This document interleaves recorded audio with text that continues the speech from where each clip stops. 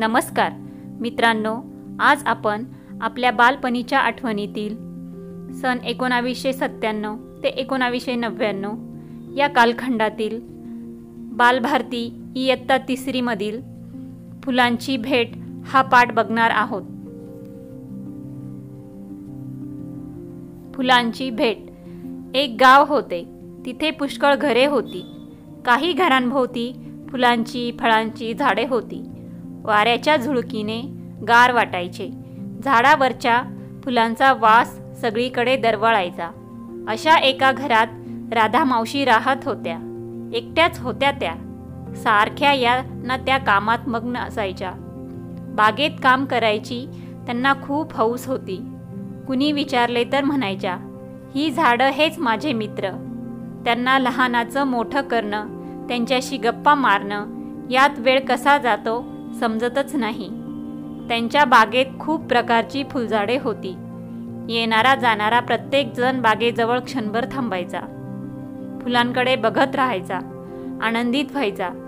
ते पाहून राधा मावशींना खूप बरे वाटायचे।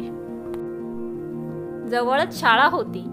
शाळेत जाणाऱ्या मुली बागेशी थांबायच्या नी म्हणायच्या, किती सुंदर फुलं आहेत ग, मला तर वाटतं तोडावी नी डोक्यात घालावी। एक दिवस मुलींनी हे धाडस केले। फुले घेऊन मुली निघून गेल्या।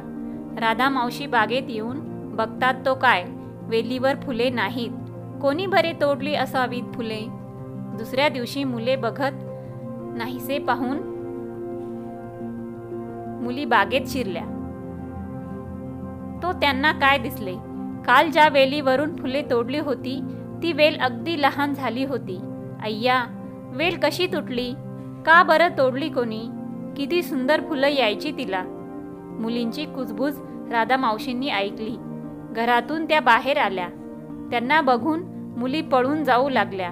राधा मावशी त्यांना म्हणाल्या, अगं अशा पळून जाऊ नका, तुम्ही तोडलीत ना फुलं, का तोडलीत विचारल्याशिवाय।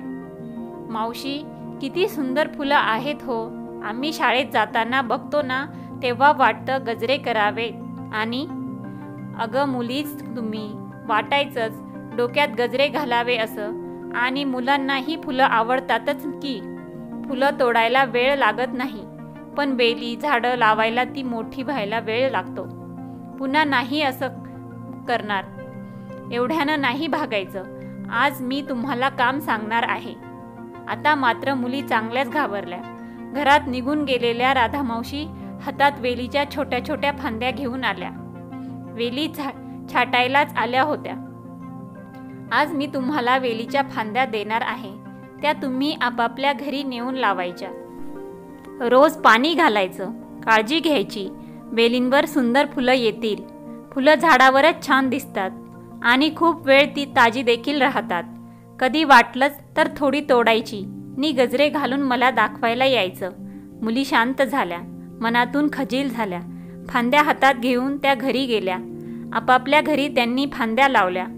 जसे दिवस जाऊ लागले तसे जमिनीत लावलेल्या फांद्यांना हिरवे धुमारे दिसू लागले। चिमुकल्या कळ्या फांद्यांवर डोलायला लागल्या। एक दिवस सगळ्या मुलींनी ठरवले की आपण राधा मावशींकडे जायचे, त्यांना एक लहानशी भेट द्यायची।